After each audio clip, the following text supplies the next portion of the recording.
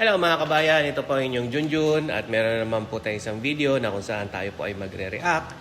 So ang video po na ito ay isang balita na nangyari sa isang Vietnamese na babae sa ating pong bansa, nakakahiya. At siya po ay hinold up at sa kasamaang palad, hindi po nakontento yung mga kriminal, ginahasa pa siya nung isa sa mga nang hold up. So ito po yung mga bagay na naramdam natin na mga Pilipino na bumabalik na naman talaga yung mga walang hiyang kriminal. Walang hiya po itong mga to kasi, okay, sige, nangangailangan ka, sabihin natin, pero hindi paraan yung pang-hold up. Pero kung ganun talaga, ang direksyon mo sa buhay, wag ka nang manggahasa, wag ka nang pumatay, di ba? Ano bang sobrang demonyo mo na nung ganun, So ako po, lagi kong pinagdadasal, hindi lang yung pamilya ko, kundi lahat ng mga Pilipino sa buong mundo, lalong-lalo sa Pilipinas, na naway hindi natin maranasan ang ganitong karumal-dumal na pangyayari sa buhay natin. Kaya po, ang dami-daming tao na miss na si Pangulong Rodrigo Duterte. Kasi noong panahon niya talaga, hindi po ako nagbibiro doon sa mga ayaw kay Pangulong Duterte, okay? Siguro meron kay matinding dahilan. Pero ako po talaga, lalong-lalo na sa lugar namin, talaga namang nakakauwi ng maayos yung mga kamag-anak na ako, lalong-lalo na yung aking mga anak at ang aking asawa na nagtatrabaho. Hindi ako balisa. So, ayan po, panoorin natin ang video. Sama-sama tayong mag-react at mag-comment. At napakaganda po ng balitang ito. Again, ito si Junjun. Junjun is in. Positibong kinilala ng biktima ang driver na nagnakaw at kasama na nanggahasa umano sa kanya noong isang linggo. Sa investigasyon ng Parañaque PNP, nagbukang babaeng Vietnamese sa isang ride-hailing app madaling araw noong September 5. Pero imbes na ihatid sa kanyang destinasyon, nagpaikot-ikot lang umano ang driver.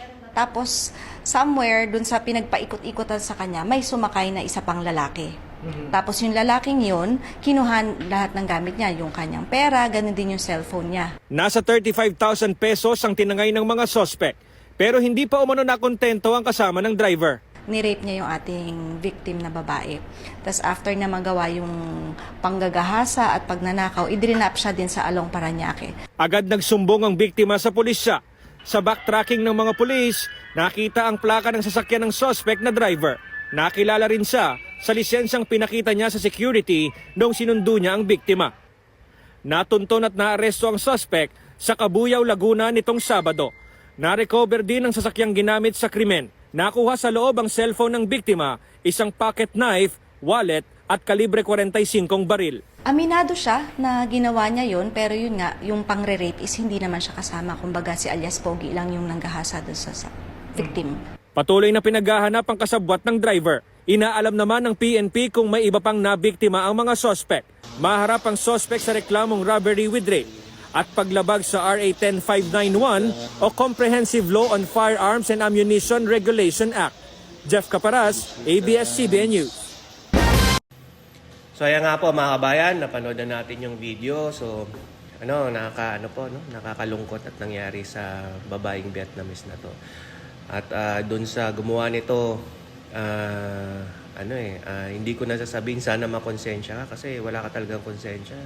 Yung kaluluwa mo, buhay ka pa, yung kaluluwa mo sinusunog na sa impyerno. Kumbaga pinagpipiestahan na ng mga demonyo. At tama lang sa'yo yun.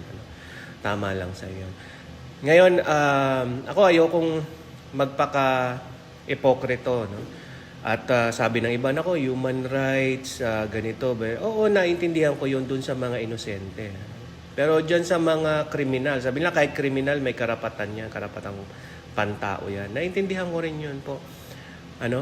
Pero kapag ito'y nanlaban, hindi ko sasabihin na ako'y nalungkot. Or sabihin na, labas lang yan, nanlaban yan, pero hindi na. Hindi ako sasabihin lungkot kasi kabawasan po yun. Kabawasan sa mga walang yang tao sa mundo yun.